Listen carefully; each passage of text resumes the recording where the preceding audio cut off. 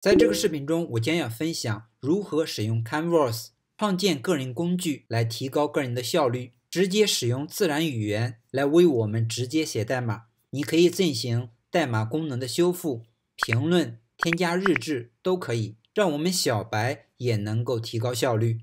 我们打开 ChatGPT 的一个网页版，点击这里，选择 GPT-so with Canvas， 输入下面的提示，我们来翻译一下，我们听一下它的英文。Create a simple personal budgeting tool using Python and Tkinter. The app should allow users to enter income, categorize expenses, and display a summary of spending by category. Include basic features like adding, editing, and deleting expense items. 这个提示是使用 Python 和 Tkinter 创建一个简单的个人预算工具。这个应用程序呢，允许用户输入收入，对支出进行分类，并按照类别显示支出摘要。包括添加、编辑、删除、支出项目等基本功能。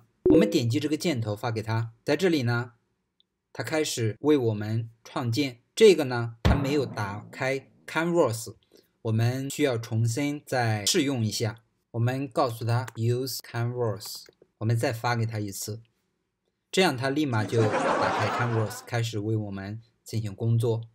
左边栏是一个功能介绍，它完成一个动作。会告诉你完成了什么。右边是一个代码块，它直接告诉你代码，你可以清楚的可以看到。在这里它告诉我们这是一个简单人工预算工具，它允许用户输入收入，对支出进行分类，并按照类别查看支出摘要。如果你需要任何附加修改，可以告诉他。我们点击这里，可以把它复制下来。这里有129行的一个代码。我们使用 Cancer 在这里运行一下，打开一个新的界面，我们打开一个文件，创建一个新的文件，名字预算 Open。 我们在这里呢创建一个文件，名字呢是以 py 结尾的，随便写一个 test py。 我们把代码复制下来，把代码粘贴到这里，我们可以点击这里进行运行。这里它会有一个预算的一个显示，这里它就给我们的一个界面，这有收入，有成本的描述、数量、种类，这会显示。我们比如说收入，你可以10美元嘛，100美元，做一个描述。personal， 这是数量，这个是100吧。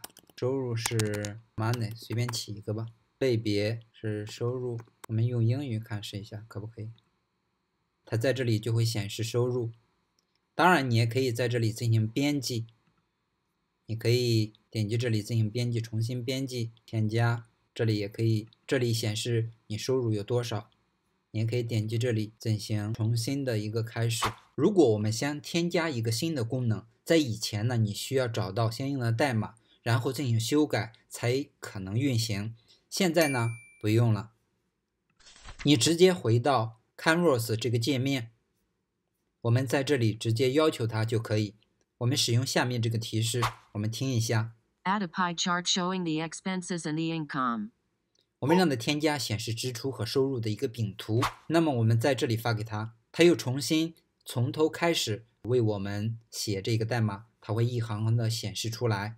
这样的话你会非常的清晰，你可以看到这个界面正在更改，非常的有动态感。在这里呢，原来是120多行代码，现在变成166行代码。在这里呢，它也会告诉你它添加了代表收入和分类支出的一个饼图的功能。然后你可以点击显示饼图按钮，可以可视化你的收入和支出的一个分布情况。我们把代码进行复制，回到 Cursor， 我们选择粘贴全部，这是166行。那么我们在这里运行，这收入比如说我们100，支出比如说生活费30，种类日常开销，我们添加。我们再来一个买衣服10块，开销生活开销，我们再添加一个，比如说电话费20，电话我们添加。在这里呢还有一个显示饼图，我们打开看一下，这样它就显示了你的收入还有你的一个支出一个饼图。